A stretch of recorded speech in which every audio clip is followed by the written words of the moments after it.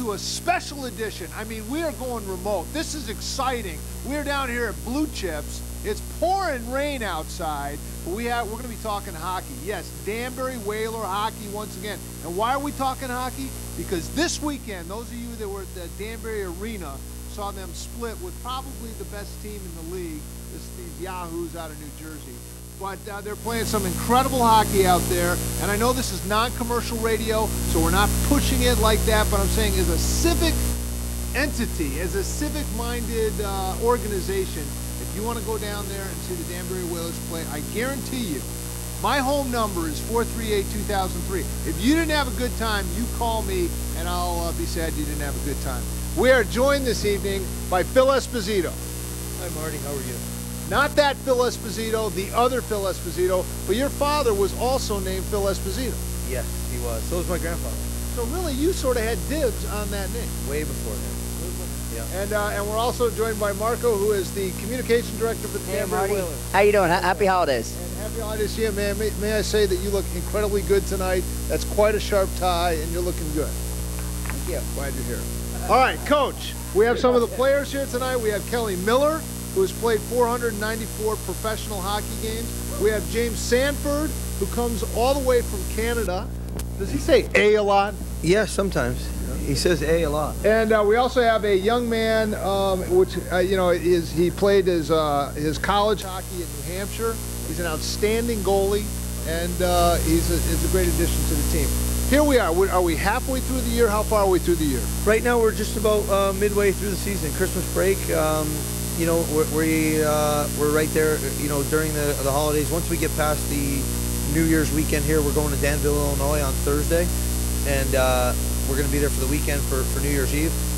And once we get through that, we'll be at the official halfway point of the season with 27 games played out of 53 games I think we're going to play this year. So that'll be the halfway point right after this holiday weekend. And, you know, we're right there. We're in third place right now. We're a couple points behind the Thousand Islands team, which is in second, and then obviously we're about, I believe, like 15, 16, 18 points behind New Jersey. So we picked up 3 points against them the other night, and we probably should have had 3 points the second night also, but we let it get away from us in the last minute of the game. And, you know, they have 3 losses this year. They're the best team in the league. Those are the only 3 losses they have, and all 3 of them are to our team. So we're doing okay in that category. Now, would it oversimplify it to say you came out this season great guns, you had an incredible winning streak to start, then you hit the doldrums, but now it seems like you're getting your second win and winning some games? Well, we're starting to level off. I mean, we've had, you know, in the first half of the season, we've had 14 guys get called up to the East Coast Hockey League, and our goaltender up to the American Hockey League once, and now he's back up in Elmira again.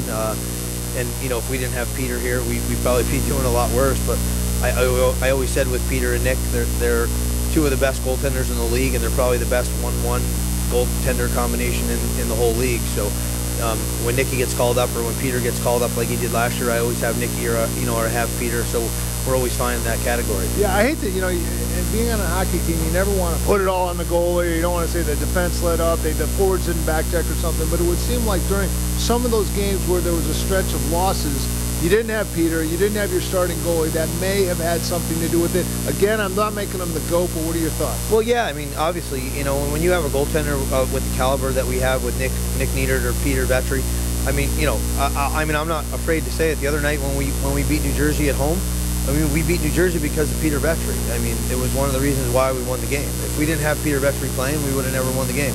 You know, but we have veteran leadership like that now here in Danbury, where we didn't have that before. That stretch there where we weren't doing so well, you know, we had a lot of guys called up. We had a lot of guys that were hurt, a lot of guys that were out of the lineup. We had a lot of new guys in. We had a lot of young guys in. And then we had, you know, other guys that started to grab the bull by the horns and take over. You know, we have a lot of veteran leadership. I mean, we have the kid you're going to meet tonight, Kelly Miller, you know, who kind of took over, and he's been the heart and soul of our team now for the last 4 or 5 games. We're going to talk some with Kelly Miller, but when you had well, I would call it a series of misunderstandings that led to a 10-game suspension. When that happened, which I think thanks to the crack filming crew we had, it got all straightened out, and that life sentence was cut in half. But when you did that, Kelly Miller put down the skates, put on the suit, was behind the bench, and did a pretty good job. Yeah, he had gotten hurt at the time, so he had hurt his groin, and it was a recurring injury that he had before, and it was one of those issues where we were kind of debatable on whether or not to make him play or not. And then when I was suspended, it was kind of a perfect opportunity for him to kind of help out with that end of it, taking over the coaching end of it, and then, you know, getting a chance to sit out, to heal up so that he could get better. And I think it was a really good move on our part, because I was able to kind of go over some stuff with Kelly, and he was kind of able to reiterate what I wanted done during the game, even though I wasn't on the bench. And then it gave Kelly a chance to heal, in which case now he came back strong, and he's been unbelievable ever since he got back. Statistically, has he scored a goal a game, or is that what it's gone down to? Is that what it looks like with this Kelly Miller guy? I think it's somewhere right around there. I mean, he's involved in every game that we have. He's one of the guys that we go to in the crunch time, and he's been, like I said, he's been unbelievable lately. And I just got to expect it's going to keep happening for the rest of the year now. All right, Marco. You're the statistician. You're the keeper of all the statistics. You went to an Ivy League school and you wear a suit and tie, so you'll know the answer to this. No. How many shots on goal did Peter Vetri stop over the weekend? If you look at it like sun up Saturday to sundown on Sunday, how many goals, how much rubber was headed towards his head this weekend? Well, it was a tremendous amount. Wednesday night, in an overtime win against Cape Cod, he stopped the league record 66 of 69. Which is a tremendous amount of rubber. That's a full night's work. Right. That is a full night's work and a half. That's like 2 nights in the show. And then night 2, I believe it was about 44 or 46. And then night 3, I'll say 46 of 50. So somewhere in the neighborhood of 150 shots on goal. 150 saves on about 157, 159 shots total, but a tremendous effort. You know, you really can't say enough what Pete did, and Pete's been in and out a little bit because he's been doing something very important. He's been finalizing his degree from the University of New Hampshire. So Pete's a good guy to have around. He's a local guy, and right now with Nick Niedert up in Elmira, he just won a shootout in the East Coast Hockey League. So he's won his last 2 starts up there. He's a guy that the Whaler fans might get accustomed to. He's really played stronger this year in terms of coming out and attacking the shooter and cutting down the angles. Plays very much how you'll see a Bruce Goloff or Henrik Lundqvist or Marc-Andre Fleury. Comes out, plays a modified butterfly. Not the tallest guy in the world, but he still uses that size to his advantage and still does a really good job of challenging the shooters, and that's really a sign of his confidence. Now, a statistic on him, I think this year he just won his 100th game. Is that correct? He's a professional hockey player? Yes, and that's our other top goalie, Nick Niedert, a guy who's played 8 years professionally, played in almost every league known to man and some only known to dogs. And he got his first opportunity to go up and suit up in the AHL a couple weeks ago, and he got into his first few East Coast games, and his last 2 wins have been at the coast level. So for Nick, it's been really nice, and he brings the veteran presence to the locker room, as I'm sure Coach Esposito can attribute to. Yeah. But really, what he brings is that steadying presence, and he is more of a vocal leader. Pete's a quiet guy, you know. He's sitting back. Kind of a New Hampshire, New England. Let my game speak for itself. Kind of. Yeah, exactly. I was thinking of that. He's a stoic New England guy. You know, lets his actions do the talking. Nick lets his talking do the talking, but he also goes out there and plays consistently. So Coach Esposito is very lucky to have 2 very strong goalies. That's good. Now let me ask you. I'm from New England. I'm not very quiet. Yeah, it's true. You know, it's hit or miss. But New Hampshire, yeah, I guess the Italian part of it, I don't know. We're both Italian, who knows? All right, well, let me ask you this. I mean, this is kind of a tough situation for a coach because you're in the Federal Hockey League. If you want to look at it like baseball, it might be AA, and these guys are wanting to get to AAA, and they're wanting to get into the NHL and so forth. So the best players, the guy that does the best, are going to get cherry-picked off your roster and head up. How do you manage that?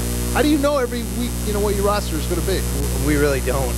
I wake up in the morning and I get phone calls or emails or text messages, and something new is happening. Like this past week, I lost Nick, I lost Clarkie.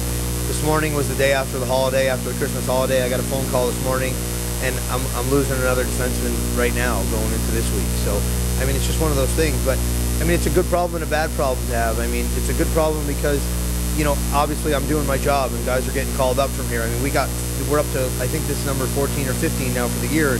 and every other team in the league only has one. So is that right? yeah. So you got 14 guys that have been called up, and all the other teams combined, or just individual teams that had one or two? Other individual teams have one. New Jersey's had one. I think Brooklyn had one or two now, and some of the teams don't even have any. Like Cape Cod hasn't had any and stuff like that. So, I mean, I'm up to 14 or 15 now, and we're halfway through the season. Last year we had 12. So we've already surpassed that number, which is a good thing for me personally, because you know the league's up higher. The guys that are coaches, friends of mine, guys I know, guys I play with, they trust my judgment. They know I'm developing players down here, and they know that when they get a player that I'm giving them somebody who's going to be able to step in and play, and it's not going to cost them up there. So it's one of the things that is kind of a personal goal for me. But you know, it's not very good for our team because it kind of breaks up the momentum here.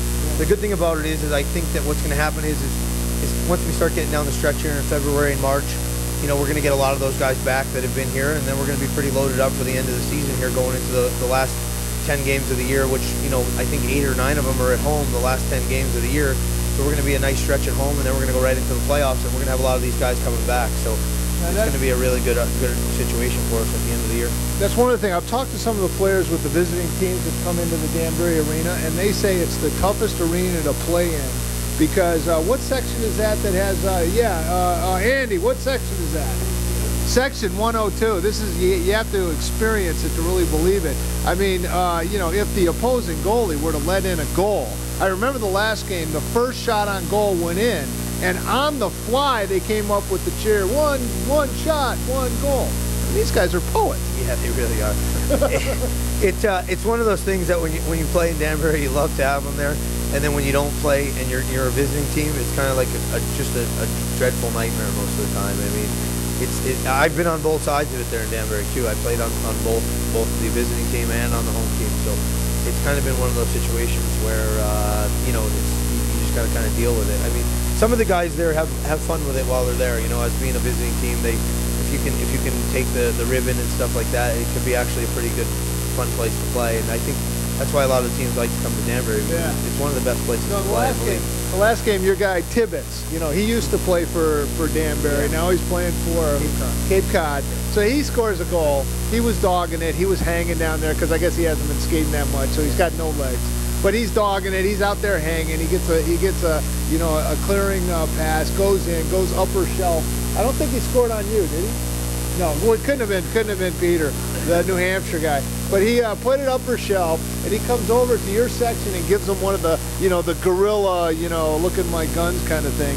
And then they went on to lose the game. So when you start taunting the Danbury crowd, you better follow up with a win. Yeah, no, definitely. So it's just, like I said, it's one of those places where you either got to love to play there or you just got to hate it when you come in. And a lot of the teams, it really helps us out a lot of nights and stuff because it really gets the guys going.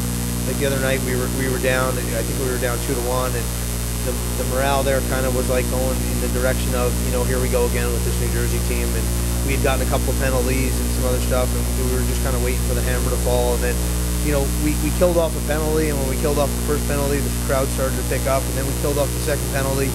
So we were back to an even strength situation. We were 5-on-5, and then Kelly came out and scored another goal, and the place just kind of went wild. And we just kind of picked it up from there. I mean, it's really a momentum builder sometimes with the fans and stuff. And some places you don't have it. I mean, we go to Cape Cod and we play there, and it was like playing in a church setting, you know. So it was kind of like, you know, Brooklyn. There aren't that many people out there in Brooklyn, are there? Sometimes it gets pretty good there, but sometimes it's bad. But it's just, you know, Danbury's the best place to play in the league. So.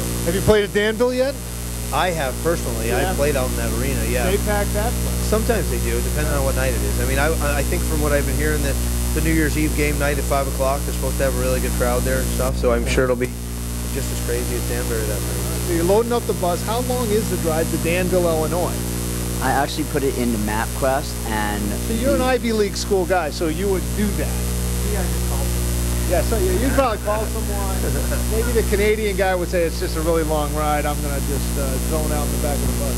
Well, as you know, as another member of the media, it's always about preparation, being prepared. I did it on according to MapQuest, it's 14 hours and 14 minutes. Mind you, this is without traffic, stops. You know, let's all go see Miller's family in Toledo. Get some. I think we should. I hear Mr. Miller's wife or mother makes great French toast. I don't know if that's true. It's still the case or not.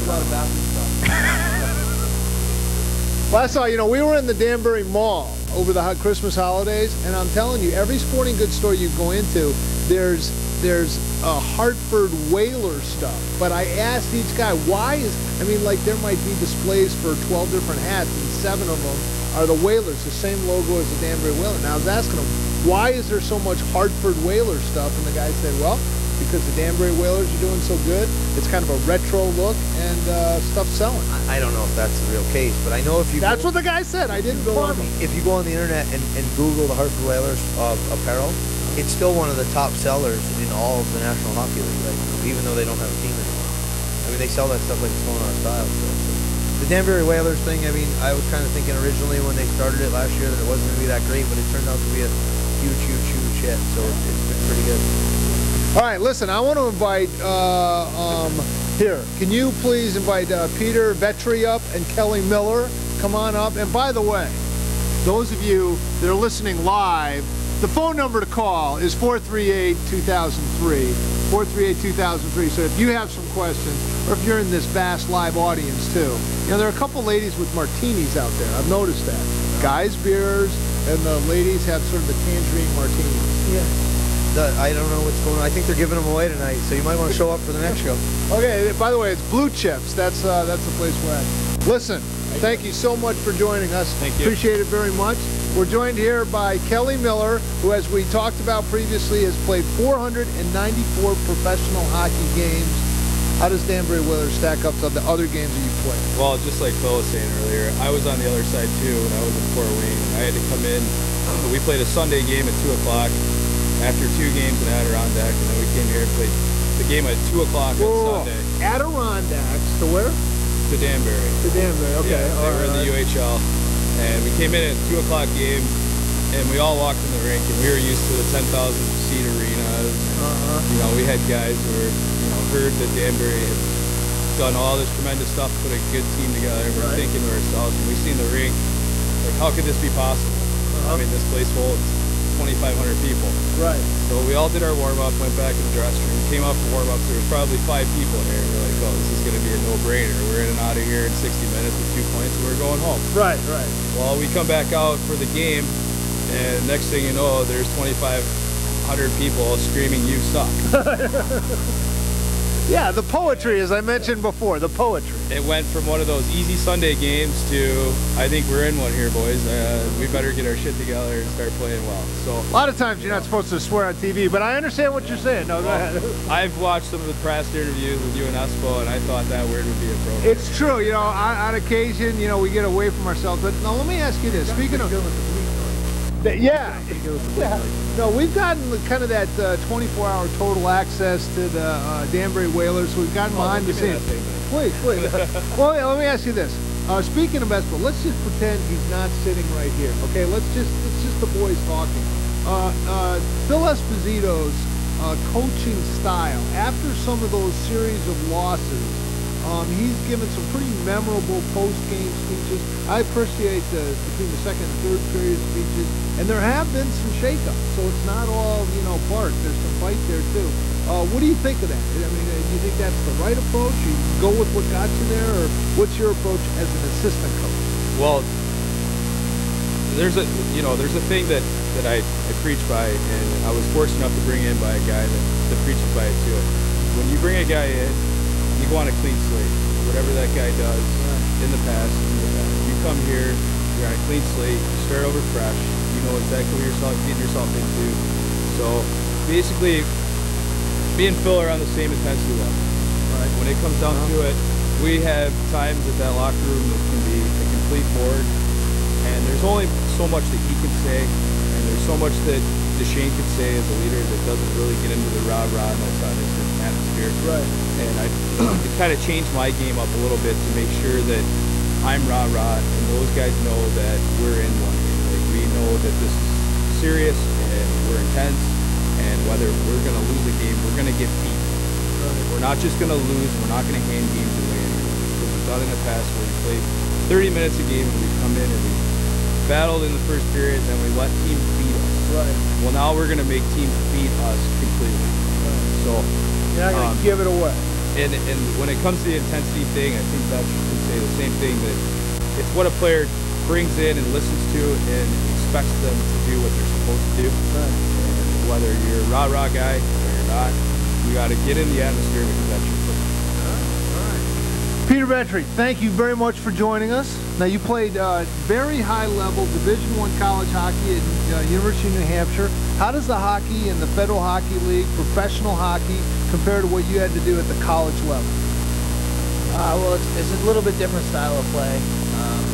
Division I college hockey, hockey especially, it's a lot more structure. There's a lot more, guys, doing whatever they can to just stay in the lineup, doing exactly what the coach says, almost not really letting themselves play the way they've been taught to play. Almost a little bit more robotic. In the Federal Hockey League, there's a little bit more freedom for the guys. They can do what they want. They can play the way they've been taught to play. There's, the coaching style isn't so much, down their throat at all times. They can do this here, do that there. Coaches let them play a little bit more, giving them, a little bit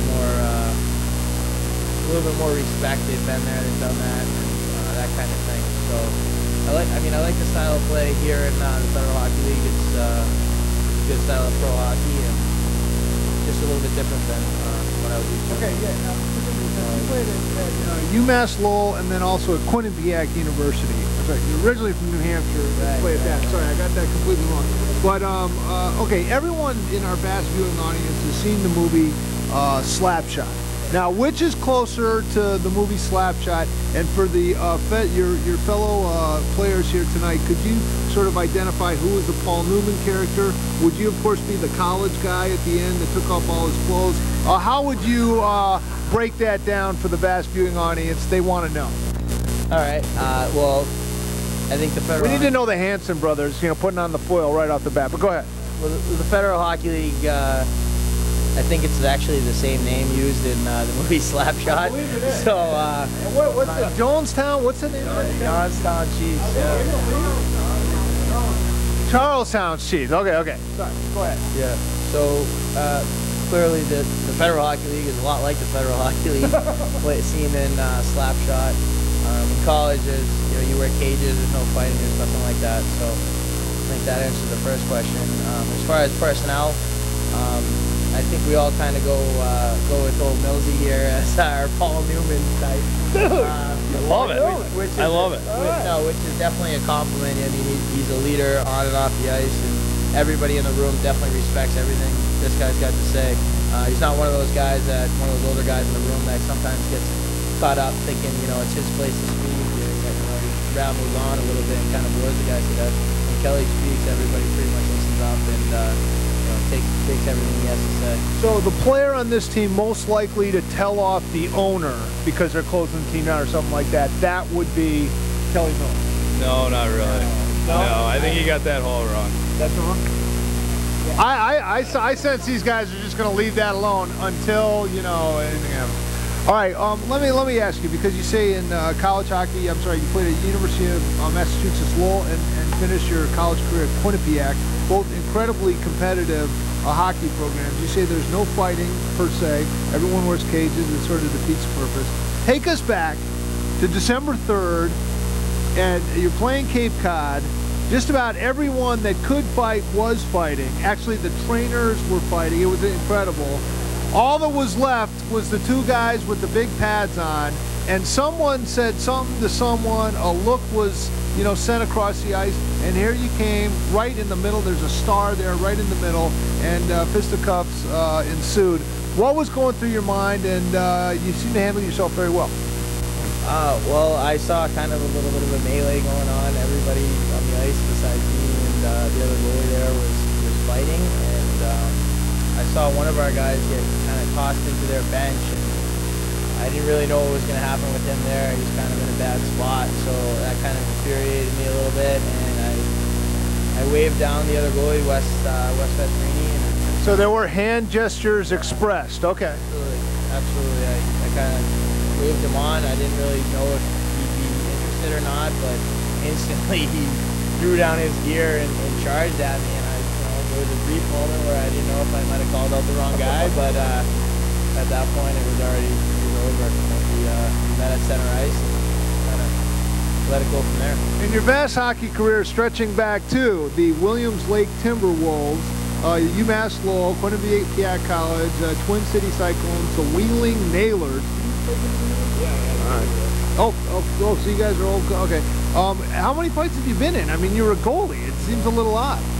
Well, that was definitely my first hockey fight on, against an opposing player. Who else were you fighting when you were fighting an opposing player? I had a couple situations in college and practice that got handled on the ice, but that was just with my own teammates, and just intensity, intense practices on battle day, and that type of thing happens, from time to time in college. But yeah, for sure, that was definitely my first fight in a game on the ice. Don't say you heard it from me here, but if you go to YouTube, just put it in December 3rd, 2011, and hockey fights don't. You almost have winners or losers, but I would give it the kid from New Hampshire. I would give it to him too. And I believe that the rumor has it that whole fight began over the fact that somebody insulted somebody's mother's cooking. Wow. That's an Italian thing, right? That's what happened. Somebody said somebody's mother couldn't cook, and then that's how that whole thing started. That's how all of it. And it's interesting. Don Cherry, who is a beloved hockey commentator in Canada, said the following 3 things about hockey fights. He said, the players don't seem to mind, the fans love it, I don't see what the big deal is. So I guess that's kind of everyone's attitude. It's always been my attitude. I had many years I played hockey because of that fact. If I wasn't doing it, I probably wouldn't have been playing. Now, you played your college hockey at West Point. Did they allow that shenanigans to go on there? No, that's probably why I got out of there. So, but I learned a lot of my one-on-one combat there, though, because I went through vast training there with hand-to-hand combat and things like that and stuff. So that's probably where I learned a lot of it from. All right. So when you're Googling or YouTubing, they can put your name in, and you're saying that America's tax dollars went to help to, train you to do that hand-to-hand combat that you see on the ice. Probably. I think that's where most of it went.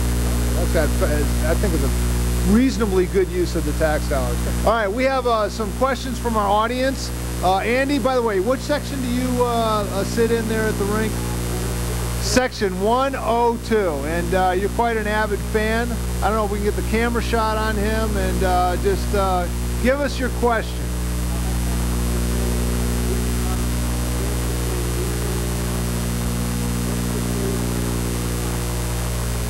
There you go. What do you like? Do you like the back check, or do you like to score goals and get the girl? Which one?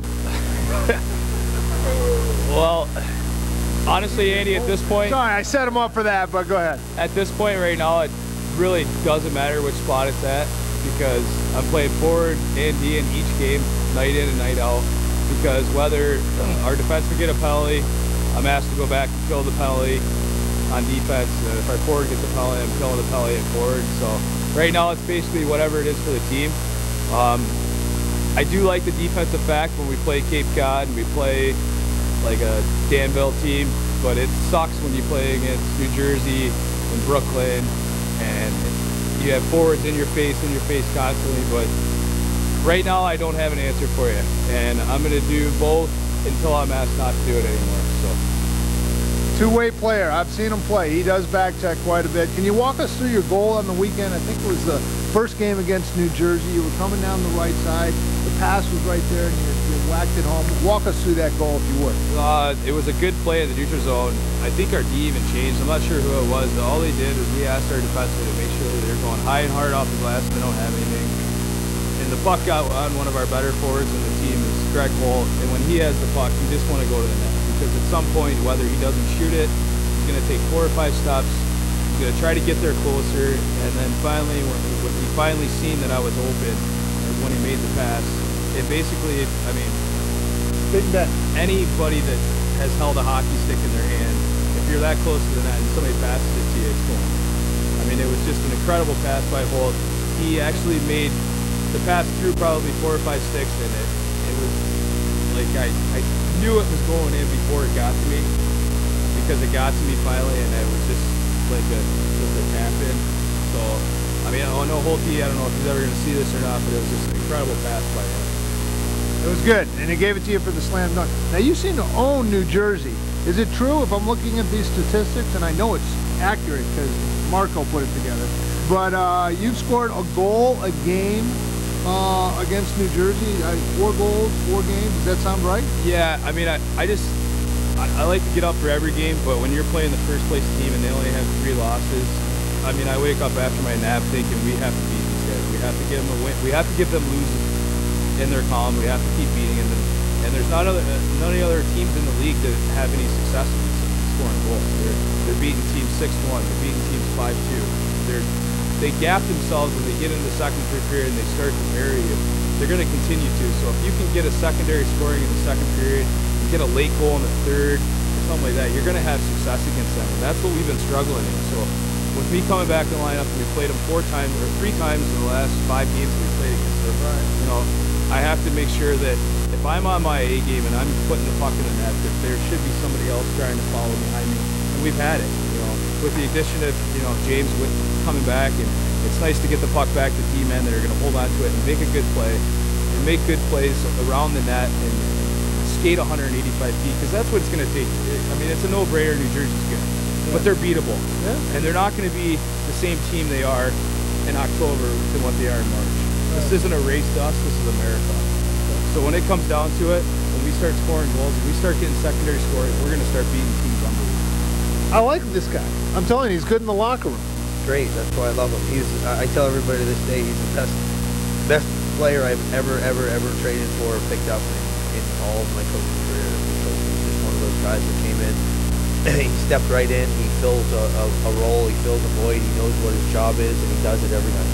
2 questions then, because the leagues that are above him, Elmira and what have you, see the same statistics, say, hey, we need some goal production up here. What happens if they pluck the guy? Then he's going to get an opportunity to go back where he was for many years, and I don't know if it's going to happen. I mean, a lot of times, obviously a lot of times when those guys up there are looking for a player, they're looking for a player who's going to be able to come in there and step up, and somebody they're going to look for the future.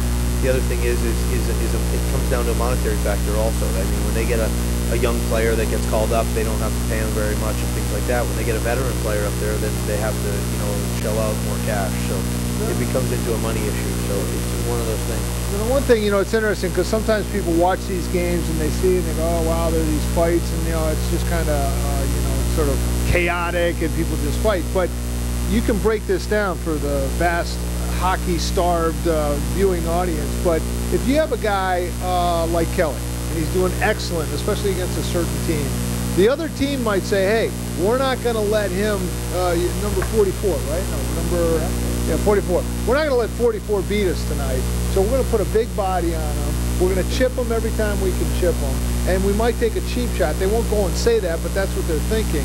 And so you've got to be able to have some protection for your skill guys, and that's why you might have to have, Corey Fulton and some of the another guy with Corey Fulton. Yeah. So I mean, that's part of the strategy of the game. In other words, like in football, if you want to say, you got to protect your quarterback, and you got guys that are going to be taking cheap shots, like that Sue guy from the Detroit Lions. You're saying you got to put a body in there. Break that down. Well, it's just one of those things that's as a coach, that's a job that I have to do. It's a job things that I have to figure out. I mean, this whole thing about coaching, even though it's fairly new to me in the last couple of years, it's more like putting together a jigsaw puzzle. It's just kind of one of these things where you kind of keep moving the parts around until you find something that fits. And it's just one of those deals, and you get 53 games to do it before the playoffs, and then hopefully you get it all together there right before the end of the season, and you put it together in the last 5 or 6 games of the season, and then you carry it through the playoffs. And that's something that we did last year. I mean, that was one of the things we did last year. We didn't have a very good regular season last year, and then we found, we got a couple additions late in the year. We got Leland Fiddler, and we had a couple of late additions that we got into our realm of our the project we had going, and we filled in some holes, and things started to get together, and they gelled really quickly right there at the end of the year. We played the last 3 or 4 games of the year, and obviously, we stopped the Brooklyn Aviators' 25-game winning streak record they had last year. We were the ones that stopped that. Now we stopped the Jersey one after 14 games and stuff. So, when you start to get those pieces and they start to fall into place, things start to gel and things start to work. And it's a coach's job to do that. And if you're a coach who's ever played the game before and stuff, you know what you're looking for. If you're a coach like some of the coaches in this league who have no clue, then obviously it never happens. So it's just one of those. So you're getting on the bus, you're going to Danville, Illinois. If they don't come out and have a good effort, no Chuck E. Cheese for the bus afterwards? No Chuck E. Cheese. No Chuck E. Cheese and no Coors Light. No Coors Light, no McDonald's drive-thru. All right, Peter, you're a young man. You played college hockey. You're playing professional hockey now. How long is this hockey dream going to go on? I'm not too sure about that. It's one of those things where I stopped playing originally because I knew I had to finish my degree, and that's something that I always wanted. I wanted to have that degree kind of in my back pocket, and I have that now. I can now focus on hockey 100% and really enjoy it. I'm a little bit more of a mature guy than I was when I was playing, so I'm enjoying it a lot more now than I was. So how did that work? You finished playing 23 act in 2009, taking like a year Yeah, off? I went after that. I went to the East Coast League. That's where I actually met Kelly Miller over in Wheeling, West Virginia. Played there pretty much as a backup. Didn't really get much of a shot. What are the hockey fans like in West Virginia? Break that down for us. They're pretty intense. It was a pretty good crowd every night. I believe it was like 6,000 or 7,000 every night. You know, when we were down there, it was surprisingly really good. You know, similar to where I was in college, with, you know, playing in front of 6,000 every night. So that was pretty much what that was like. And then Wheeling, West Virginia, as you'll see with Danville, Illinois, I mean, the hockey game is the biggest thing in town, at least for that night. You ever played the Hobart Arena in Hobart, Ohio? Yeah. No, there was that was the Cooper Tire place. But anyways, these are like the biggest things in town, so I'd imagine you're going to run into that again. All right, so you played in the East Coast Hockey League, and then you went back and finished your degree? No, actually, after that I wasn't really ready to head back to school. I trained over the summer, went to an American League training camp, and then found myself over in Belgium, in Europe there. Played a full season there, won a championship there, and at that point I realized that I was having so much fun over there that if I didn't finish my degree at that point right then and there, I probably would have played hockey till I was 40 and had no degree, nothing in my back pocket. So it was one of those things where it was a tough thing for me to do, but I put hockey on the back burner for a bit and finished my degree, and just finished actually December 15th of this year, and now I'm down here full time and just committed and focused on playing some hockey. How did you get picked up by the Belgian team? Is Belgian like cherry picking our guys too? Yes, I don't know. I mean, you'll have to ask Peter that question. What? I never had the style of trying to go over to Europe. I mean, like when caller ID comes on and it's like, you know, Dusseldorf, Belgium. Do you just hang up, or how did you get picked up for Belgium? It's actually Dusseldorf, Germany, but Anyway, he's a scholar athlete. A scholar athlete. You know, you're absolutely right. Yeah. anyways, What is a city in Belgium? Ostende. Antwerp, Brussels. Right, Brussels. yeah, it was one of those things where I was in American League training camp in Springfield. When I was released there, I wasn't really sure what I wanted to do or where I was going to go. And no, actually the way it worked out was I had two of my buddies were playing in Holland at the time, who were connected with an agent over there who knew a team that was looking for a goalie in Belgium. And they gave me a call, and I said, well, I don't really have any other option right now, and I'd love to play in Europe, so I'll go over there and check it out. One thing led to another, and I was over there and I made the team, and I just stuck with it, finished the season out, won a championship, and it ended up being a great experience. Now, are they allowed a certain amount of North American players on these teams? How does that work? Yeah, I believe in the league that I was playing in, there was 6 imports allowed from anywhere. So if you weren't from Belgium, you could have 6 other guys from anywhere else in the world. Yeah, yes, exactly. We had 3 guys from Sweden. It was me and my roommate was from Toronto, and then I believe we had 2 other guys from the Czech Republic. Wow. Well, this is very interesting. Hopefully you're getting a little glimpse into the world of professional hockey. This isn't the NHL. We're not going to take a charter jet to Danville. But I'm telling you, you got some guys that are putting it out on the ice every night. If you go to the website, danburywhalers.com, you can see their schedules. You can see a little bit of a biographical sketch of each of these guys. And I'm telling you, it's great entertainment. Now, Ohio, born and raised. New Hampshire, born and raised. This is a Canadian game, and I understand you brought a Canadian with you as well, and he can join us right now. Yes, I did. Absolutely. Okay, so we have James. James Sanford, and you played over 100 games in the American Hockey League? 99. 99. 99, right on the dot. Well, listen, thank you very much for joining us. You're familiar with Don Cherry? I know he is, yeah. I mean, obviously, yeah. Have you heard his quotes about torture? Have you seen that? That's been floating around the internet. No, I have not seen those at all, yeah. It's family television. I really can't get into it, but we'll talk later. Andy, we have our fan, and Marco, if you have another question as well. Do you have a question for our member of the Danbury Whalers, James Sanford?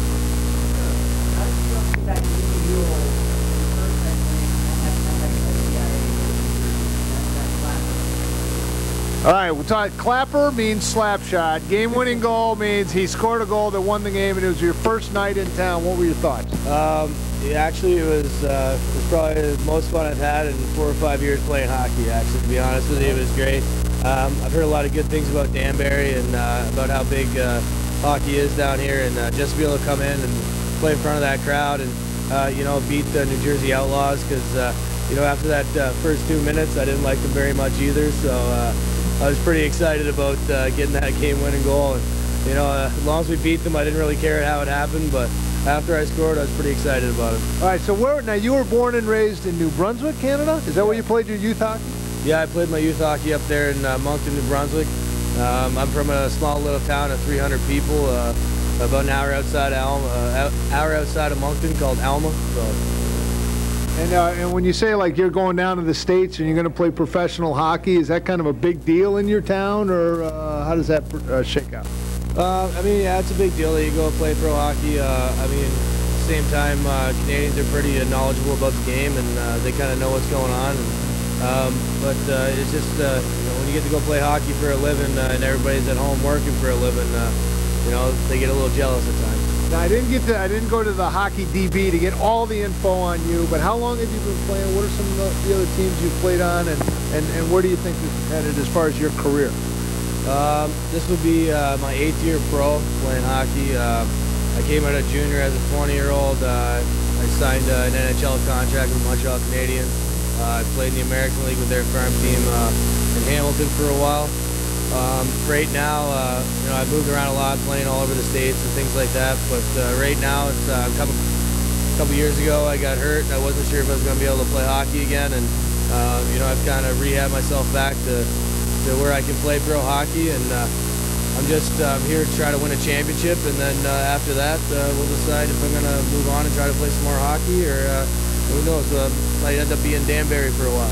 Oh, that would be good, yeah. You know, welcome to the town. As a matter of fact, Mayor Bowden was just re-elected the mayor of the town, and Bruce Tumala is the new economic developer here in town, and apparently we're growing jobs in Danbury, so it's a great economy to join. All right, this is unfair because we got a Canadian and an American. Tougher hockey players, Canadians or American? We'll start with you. Start with me. Yeah. Well, if you look at pretty much professional hockey across the board, I think 56 to 60% of all hockey players are Canadian. Ouch. So I think that kind of says it all right there. So how do you explain then the Toronto Maple Leafs, a Canadian franchise, coached by an American, and all their stars are American, and they're doing really good? How do you explain that? Well, you know. Sorry, I don't mean to put you on the spot, but you know, I'm just saying. You know, well, you asked about tougher hockey players. Now we've changed the subject. So, you know, it's a different thing altogether. No, it's a long story, but my wife's Canadian. I got 4 brothers-in-law, so I got to put up with this. What about that? Are the Canadian youth hockey programs, do they give you a better, more skilled player coming out of that, or coming out of Barlow High School like Chris Seifert? No, I really think that Canadian hockey players, that the program they have up there is a little bit more advanced than it is here in the States. I mean, the States is starting to pick it up a little bit with a lot of these different things and stuff, but I played 2 years of junior in Canada myself. I played in Vernon, British Columbia in the BC Junior Hockey League, where we won two national championships out there, and I was one of the only Americans on the team. So it was one of those situations where, and when I was out there, I was like 19 or 20 years old, and I would go down to the arena there and watch some of the younger kids play, like the Pee-wee age kids, and we're talking about kids that are Pee-wee age, they're like 11, 12 years old, and they're like the same size as I was, you know, I mean, and they skate like the wind, and they're really good players, and a lot of people here in the States would never realize that, you know, high school hockey here in the States is pretty big, but there's a lot of Pee Wee teams out in Canada that would beat every high school team in the whole state of Connecticut. You know, and these are 11 and 12, 13-year-old kids. So you know, it's just, you know, it's like basketball and football in the States is, you know, with hockey in Canada. So you know, it's one of those things. The United States is catching up, and obviously we've had our share of very good hockey players. You know, American hockey players, guys like, you know, that I play with, Jeremy Rona, Tony Money, things like that and stuff. But you know, they're really catching up as we go. But you know, obviously Canada's got the foremost, you know, players there, and they prove it every year in the National Hockey League. It's something that it's not that big of a deal. You know, it's a great sport, and as long as you get the ability to play it at some point during your life, whether it's pro or what, you know, high school or whatever, it's probably a big part of your life. Yeah, that's the one thing about hockey is you can keep playing it. You can't really play like, you know, full contact tackle football after college or something like that. But hockey is a sport that, you know, you can always join a men's league, beer league, you know, and, you know, continue playing. Certainly not at this level. No, definitely not. I mean, I still play. I mean, I have a little problem every now and then because the physical aggressiveness at men's hockey is not allowed sometimes. So I try and curb my enthusiasm sometimes. So you're one of the few guys playing in a men's hockey league that actually put on foil before the game, something like that? I wouldn't go that far, but you know, sometimes the game gets a little heated and things have to be taken care of. Series of misunderstandings. Yeah. I actually just did the Ridgefield High School alumni game, and that one guy that played for the Bruins, who was his name? Chris Winnan. Yes. Yes. And you know, he's just playing against some high school kids. Nice friendly alumni game, but tempers tended to flare a little bit on that too. But anyway, so what do you see for the rest of the season? And then, by the way, we want to go to any other questions. We have a fine young lady here, and we'd like to have your question too. We need to get this on camera. And by the way, how much time do we have left? I hope, you know, someone's good. Oh, good. So where do you see the rest of the season going? What do you think the Whalers need to do to avoid some of these lulls and finish strong for the playoffs? Well, you know, I've only been here for like 2 days, so but you know what I've seen. Yeah, but you're Canadian, so we expect you to, you know the insights of this. And Yeah. the college graduate needs to know where Dusseldorf is, which apparently is Germany, not Belgium. Yeah, Dusseldorf is in Germany. That's what I mean. Yeah, in Germany. Yeah, it's near Germany. Brussels apparently is in Belgium. No, seriously, like the 2 games I seen play, I mean, we played 2 games very short-handed, and you know, I think with the team that we have here and the guys that we have out from injury, and if they come back, you know, we got a team here to win a championship. You know, that's why I'm here, and that's what I want to do. And New Jersey's supposed to be the best team in the league, and I'm not scared of them one bit. And the problem is when you're playing minor pro hockey, you know, injuries are a big factor, and also with call-ups and things like that, you know, the better you do, the more call-ups you get. So it becomes an issue. But like Coach said, when it comes down to stretch here, I think we'll get a couple of those guys back. And, you know, I think we get a couple of those guys back from injury, a couple of those back from call-up. And, you know, I'm here to make a run, try to win a championship, and try to win the Federal League here in Danbury. Excellent. That will be a lot of fun. Okay, we have a question from our audience. Come on, no, you cannot say words like that on television. Do you have any thought, any perspective that you'd like to ask the coach or one of the players? Give us a female perspective on going to these hockey games. What is it that attracts you to these games?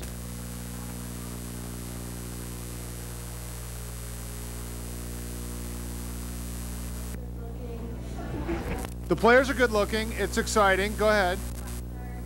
So as a female, you don't go, ooh, there's fights. That's terrible. You go, wow, this is exciting. Okay. Please. How would you play in England when there's no fighting? Well, it's I'm sorry, the question was how? England where there's no fighting. You played in England as well? Yeah, I played in My gosh, you played in Frankfurt, England, and no, Frankfurt's in Germany. It was London, England, I believe. I played in Hull, England, and I was in Duisburg, Germany, actually. But You played in Duisburg, Germany, Yeah. and where'd you play in England? I played in Hull City, England. It's up north of England. It's a little bit different. Some of the guys try to take a little bit more leeway, and it doesn't really fly with some of the Canadian guys. But at the end of the day, you can still play. You just get kicked out of the game. So I missed a game or two there, here or there, but you know, it happens, and it's a little bit different. But you know, most of the guys over there, the guys that actually do want to play, are the Canadian guys. So we all kind of talk to each other and know what's going on. So, but it's a little bit different, definitely. Now, do they have the same thing where they only allow a certain number of foreigners and the rest have to be from England? And how many people in England play hockey? There's not that many, but yeah, they do have that rule where you can only have so many imports per team. You can actually have so many people born in Europe, so many people that are born in North America, and then you have to have so many Brits. So it's definitely a little bit different, but you know, I enjoyed my time over there. It was great. I got to go see a lot of the world just because of hockey, and that I never get to see. But you know, after we lost 18 games in a row, I decided to come back to North. What was it like in Germany? How was that? Germany was good. Germany is actually a really big hockey country. They really support their hockey there. And there's a team in Cologne called the Haia or the Sharks. Yeah. Did you play against them? No, they were in the league below us in Cologne, but they were like our affiliation. So we had some guys come up and down. And Cologne's actually it's a pretty fun town. Yeah. Horststrasse. It's not what you think. They call it the Horststrasse. Siebenviertel, it's the whole thing. So anyway, so you got quite a squad. I've seen you work. I've seen you know, you express yourself quite fluently. How do you think the team is responding to your coaching? And do you think that there's a point of diminishing returns, or are you just going to go with what got you here? Well, I think for me, I think I'm just going to go with what got me here. Right? I mean, I think it's definitely a little bit, you know, extreme, I would say sometimes, and sometimes it's not. But you know, when the team is winning, the easiest way to explain it, when the team is winning, my job is very, very simple.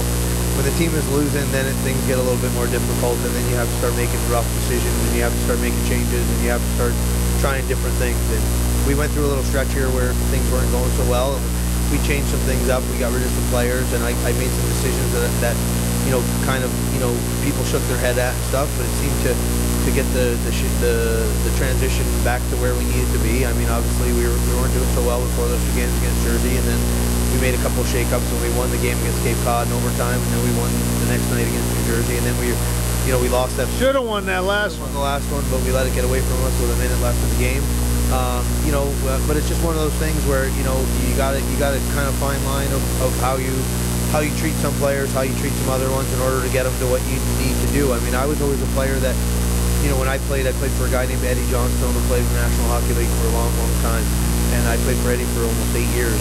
And wherever he went, I went, and he always knew what he was going to get out of me, and he always knew how to get it out of me. You know what I'm saying? And the longer you play with, you know, you have guys that play for you, and I've got, you know, a bunch of guys that play for me before and stuff, and I know how to get things out of them, and I know what I got to do in order to get them to be at the top of their game. And then we have some new guys like Kelly and like James here, you know, who I'm still learning about how to get those things out of them. Like Kelly, I almost figured out pretty much now, and I think I got him. I think I got him going in the right direction right now. And James, you know, obviously is a huge addition to our team. I mean, you know, he's I've said it before on camera with Marco and stuff in the last couple of games. I mean, he's poised back there. He's very, very calm with the puck. He's something that we need. I mean, he calms everybody down back there. On the power play, he's a magician with the puck, you know, with the passes that he makes and stuff, and it's something that we need. So, you know, he was a huge addition and a huge leader in the locker room on top of it. So, it's my understanding, and it's my job to get out there and find guys that are going to fill holes. And we have a very good group of guys, and now I'm starting to plug those last couple of holes to keep the boat afloat. And it's going to be one of those things where, you know, once we get the boat afloat, then we find a couple more guys there that'll kind of get the horsepower going, and then we're just going to chug them on to the playoffs. The team is the Danbury Whalers. The place they play is the Danbury Arena right down in the middle of town. If you haven't come out to a game yet, you got to. You're going to meet guys like this Canadian gentleman. He's been around the world playing hockey. Grizzled veterans like Kelly Miller, 450 some odd games in professional hockey. And then the college guy, Peter Vetri, the great goalie who just does an excellent job. I'm telling you, this is entertaining hockey, and you should come down here. Well, there you have it. It was a great show with the Danbury Whalers. Coach, I want to thank you so much for coming down here. Thank you, Marty. And rumor has it we're going to do a couple more of these shows. And if people come down, I guess it's the Blue Chip, which we're just mentioning this as a civic announcement. Well, this isn't an endorsement necessarily, but if fans do come down, you have some tickets and jerseys available. What do you got? Yeah, we're going to try and do this every 2 weeks or so for the rest of the season, and you know, it's a good way for the fans to meet some of the players and get some some insight of what's going on here in Danbury with the professional hockey team that's here. It's also going to give the fans a chance to come down and meet some of the guys, you know, firsthand. We're going to do some advertising and stuff on the website and at the games and stuff for the future shows. And if you do come down, we're going to be having some giveaways like jerseys and ticket packets and things like that and stuff for the fans who do come down here to the Blue Chip and join in on the coaches show. Excellent. So that's great. So as a civic service to the greater Danbury area, you can come down here, you can meet some of the players, you can ask questions if you want to ask questions, and we're going to have prizes as well. And that sounds great. Yes, thank you very much. I appreciate it for you doing this. Thank you, and we'll see you again soon. All right. Thanks a lot. Thanks for joining us.